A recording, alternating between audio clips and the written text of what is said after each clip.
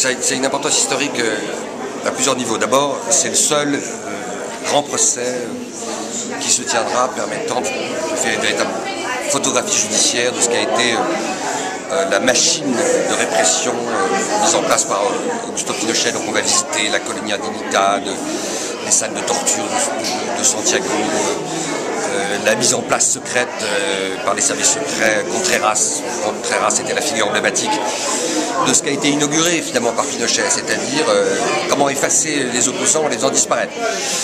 Alors ces opposants, aujourd'hui les familles sont là pour réclamer justice, et à l'époque il faut se souvenir que le vieux dictateur, comme ses homologues dans le cadre du plan Condor, belle association de malfaiteurs, avait voulu inaugurer une nouvelle forme de répression, la disparition. En faisant effacer le corps, on organisait son impunité.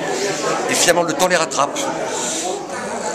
Donc ça veut dire que la justice pour ces familles, la justice pour la mémoire, elle n'est pas entravée, y compris par les manœuvres les plus fourbes des bourreaux, même si tout ça a été trop long, même si le box est vide, même s'il y a aussi des regrets.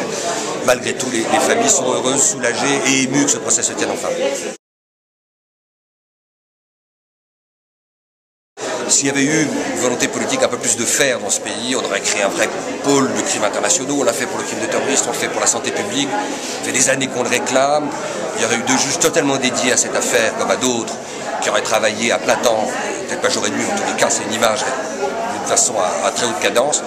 Le procès aurait pu se tenir plus tôt. Pinochet vivant, il aurait eu à ce moment-là une allure évidemment un peu différente. Mais bon, tout ça n'est pas très grave, il ne faut pas bouder. En tous les cas, les familles ne le font pas à leur satisfaction que ce procès se tienne enfin.